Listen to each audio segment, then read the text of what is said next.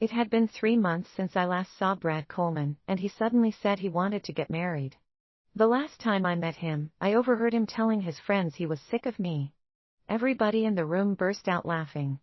They laughed at me because I had been with him for 5 years and ruined my reputation by pandering to him, but I was still abandoned. My life in the Young family for the past 3 months was torture. My father, Walter Young, got drunk a few days ago, so he went a little hard when he raised his hands to me. The injuries on my back still hurt. That was why I saw hope again after Brad suddenly called me, asking me to meet. I put on the pair of emerald bracelets I got when we got engaged and rushed out. When I got to Brad's mansion, he was already a little tipsy. He was lying on a young woman's lap with his eyes closed. The young woman looked like she was still in college. She seemed very chaste. She was giving Brad a head massage when she saw me walking in, and she quickly got up in a panic. However, Brad grabbed her wrist. "Stay," he said. He did not even open his eyes. He pulled the young woman in gently. The young woman went along with him and lowered her head, letting him kiss her. He let go of the young woman's hand and pinched her jaw. The kiss was so deep, and the sound they made was so loud.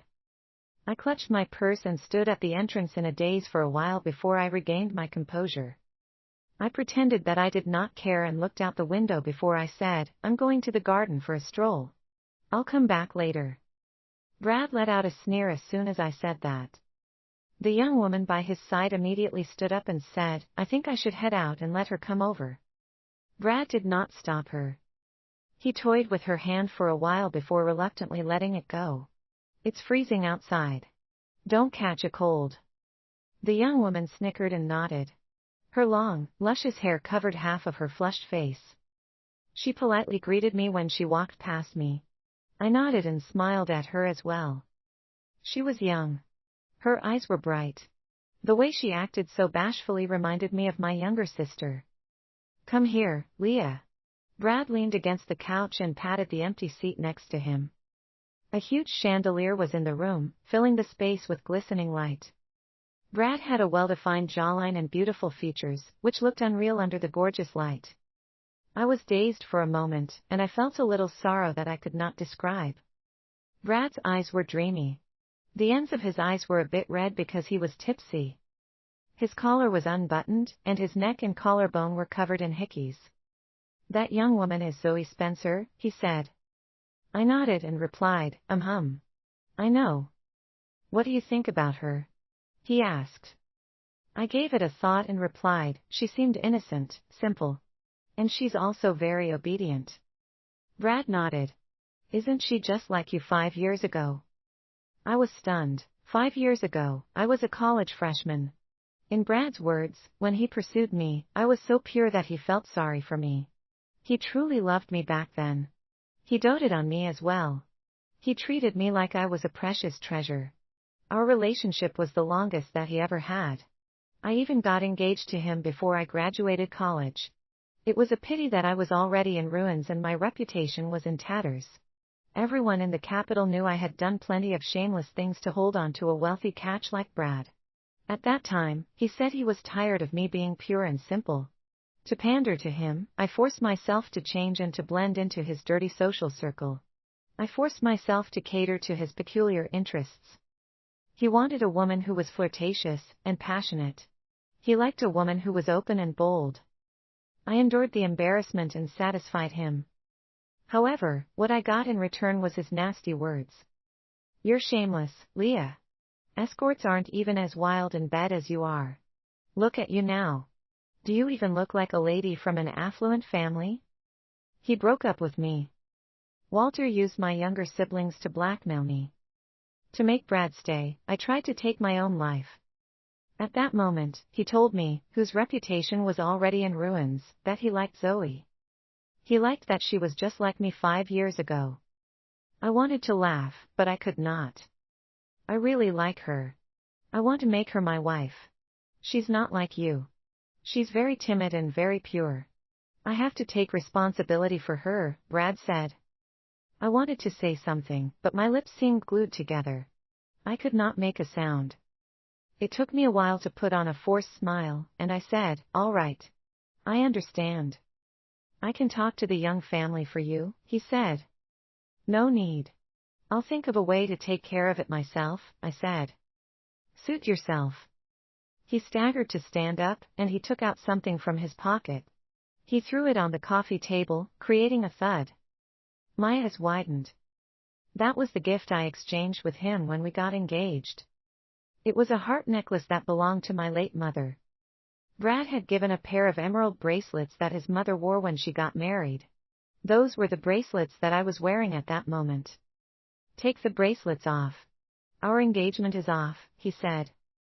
I looked up at him. His eyes used to twinkle, but they were as cold as frost then. It turned out that he was not going to marry me when he said he wanted to get married. It turned out that 5 years of company was not comparable to the thrill of cheating with a new woman for just a few days. I thought I would be sad and mentally break down, but I did not shed a tear. I calmly took the bracelets off and returned them to him. Brad raised his eyebrow a little. He seemed a little surprised. However, he still accepted the bracelets and left without looking back. Soon, everybody knew Brad had called off his engagement with me. Unexpectedly, I was not beaten up. However, I lost contact with my siblings, who were abroad, again.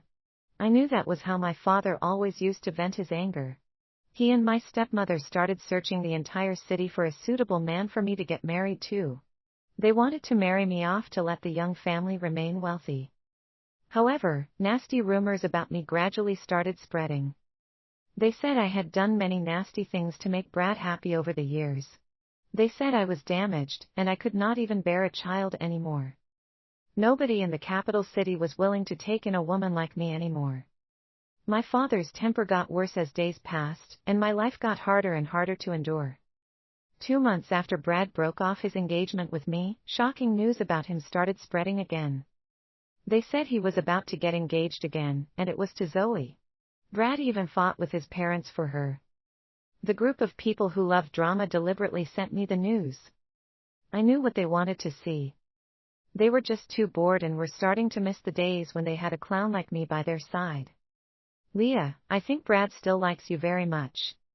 You must be having a hard time now, right? Why don't you go beg Brad? He's quite a soft-hearted person. Just go and cry to him. If that doesn't work, just pretend to take your own life. He might just take you back. How could Zoe compare to you, Leah? You're much prettier than her. I looked at the texts, and I did not reply to any of them. I concentrated my efforts on getting ready to get married instead. A week ago, I spent the whole night begging on my knees. Finally, I got my father to agree to let me go to Classen City to get married instead of my sister, who had just come of age. I had heard about James Blackwell, the heir of the Blackwell family from Classen City. He was ruthless, but he was incredibly powerful. He was the uncrowned king of Classen City. However, his legs were crippled, and he had a violent temper. Despite that, I was not afraid at all. I was willing to do anything to escape the young family and to give my siblings freedom. Besides, I could not stay in the capital city anymore. I might have a fighting chance in Classen City. Before I got married, I went out for a meal with my best friend. When I went to the restroom, I bumped into Zoe. She looked like a changed person. She had gorgeous makeup on and was wearing a classic little black dress. She had a slender figure, and she looked flirtatious. She had a cigarette in between her luscious lips. You've heard, right, Ms. Young? Zoe sneered as she looked at me. Brad is going to be engaged to me. I looked at her and suddenly thought of how bashful and innocent she looked when I first met her. For some reason, I could not help but sigh. I heard, I replied. Zoe's smile grew wider. Are you dying of jealousy, Ms. Young? Rumor has it that you've terminated 3 pregnancies for him. I also heard you were willing to do all kinds of nasty things to make him stay and to marry him. She leaned against the window. Her smile was mixed with disdain. I glanced at her indifferently and said, You've said it yourself, Ms. Spencer. It's just rumors. You and I are women. There's no need to start a rumor like this about me. Zoe sneered. Everyone in this city knows about it. How is it still a rumor? I did not want to waste my breath talking to her anymore, so I turned and left. However, Zoe suddenly said, tauntingly, "Ms. Young, we may be women, but we're not the same. You have no self-respect. Did your mother not teach you that before she died?" I stopped in my tracks. I felt my blood boil at the mention of my mother. I did not have the time to think and could not remain rational. I simply turned around and slapped her. "Ms. Young," Zoe was stunned. She immediately cupped her cheek and cried, feeling wronged. "I know you're upset because Brad and I are getting engaged, but you can't slap me. I understand you're angry, but relationships can't be forced. It's not my fault that Brad doesn't like a loose woman like you." She sobbed pitifully, but she was killing me with every single word she said. "I know your mother passed away when you were young, and you had nobody to teach you.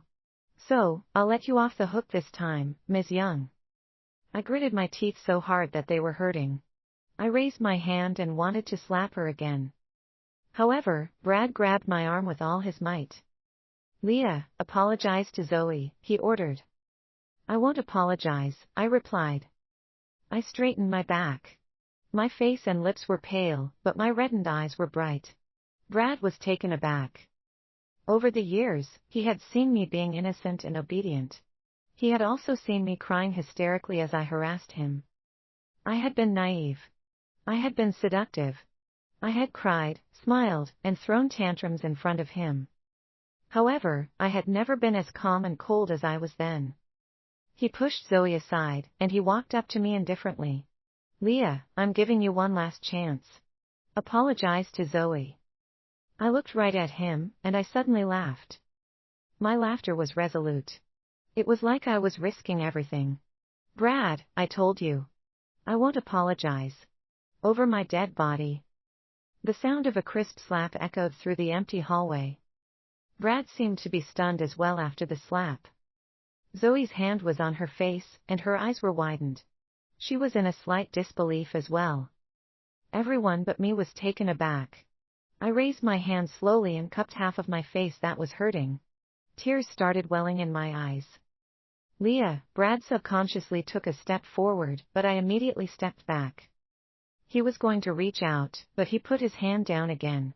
His expression turned cold again as he said, "Leah, you brought this onto yourself. I wouldn't have raised my hand to you if you apologized just now." Brad's voice was deep and a little husky. "You know it, I don't hit women. We've been together for years, and I've never laid a finger on you. You shouldn't have slapped Zoe today. I like her. It's not her fault. Leah, just stop. Have some self-respect."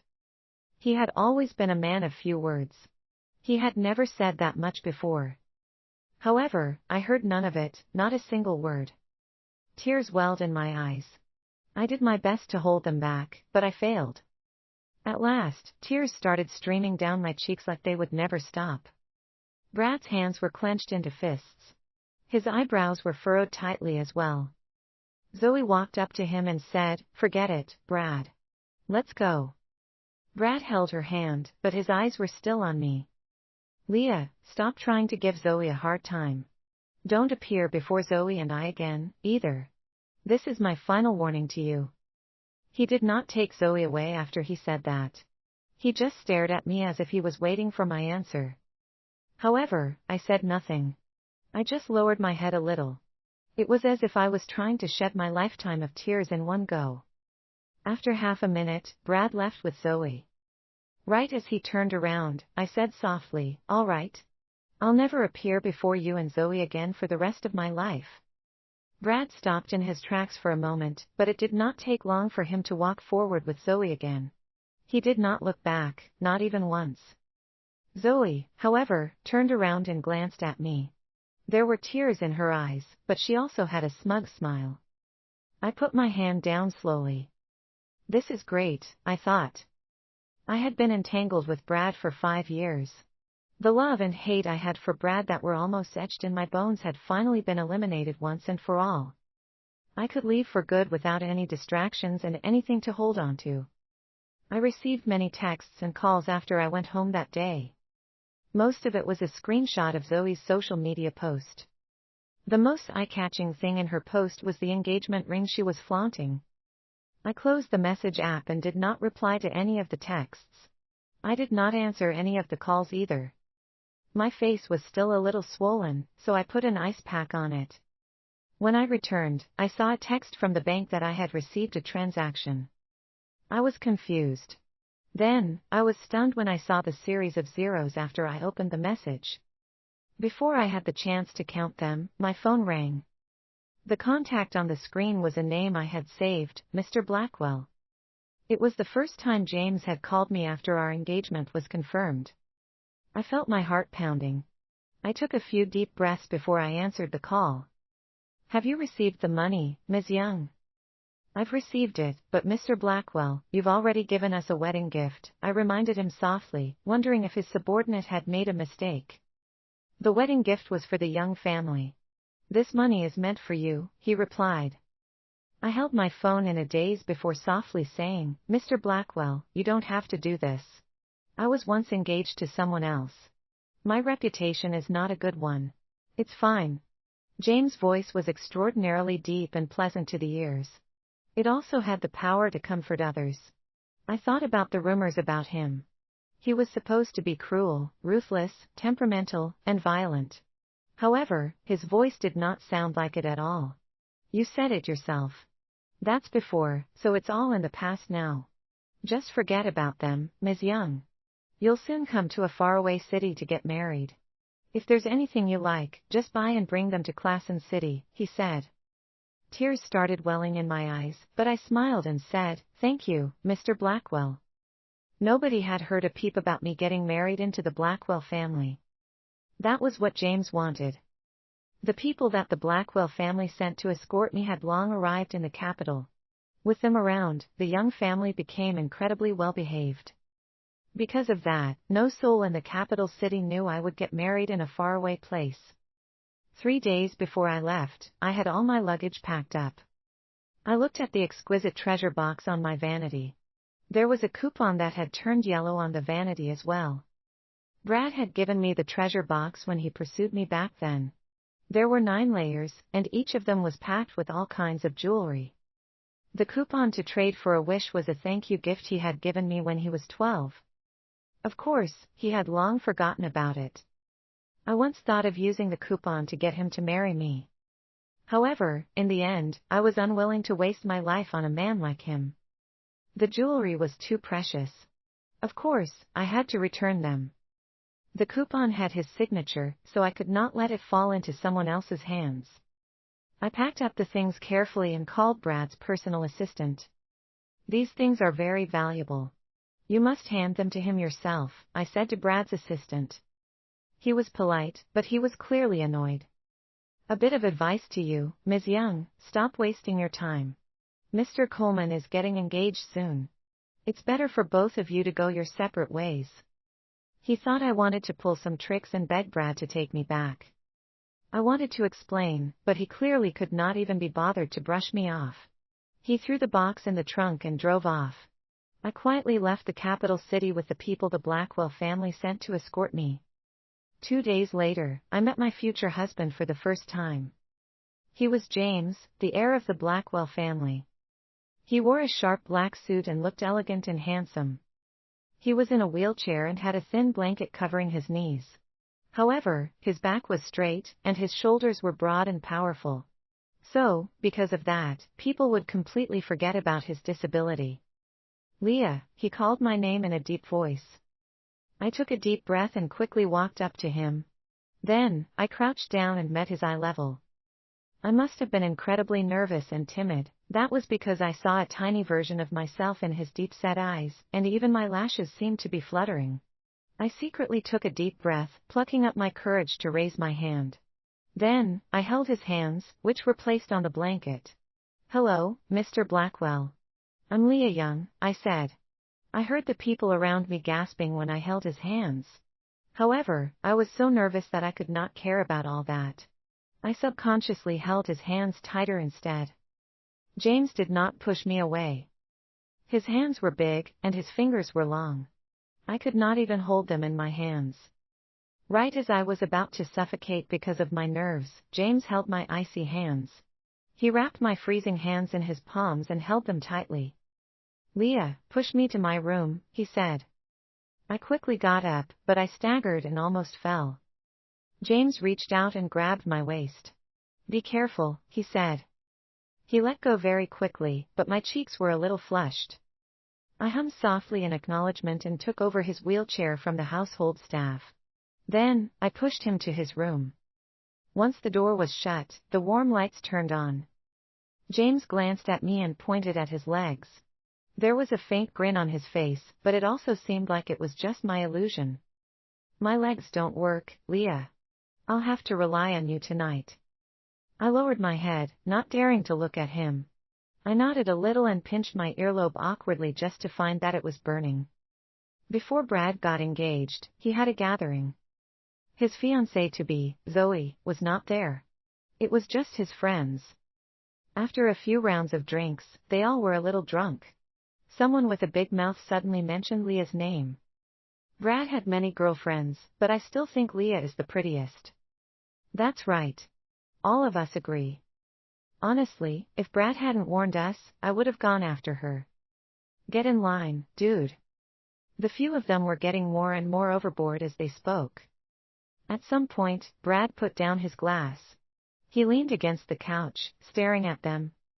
Gradually, the conversation stopped. Brad, we were just talking nonsense. We're a little drunk. We're just fooling around. Don't take it seriously. Brad, however, smiled. You know what? Now that you mentioned her, I'm reminded of her. But is she dead? It's been a while since I last heard from her. His voice sounded cold and indifferent. It was as if he genuinely had just thought of Leah. It was as if it was a minor deal that did not matter at all if she had died. However, the entire room suddenly fell silent. Brad's assistant, Sean Lowe, smiled apologetically and said, It's my fault, Mr. Coleman. I forgot to tell you that Ms. Young asked me to hand you some things a few days ago. She said they were quite valuable. I figured she was probably trying to get back together with you, so I gave her some advice. That's why she hasn't come to you or made a scene. Brad glanced at Sean and sneered. Look at you go, Sean, you're getting bolder, he said.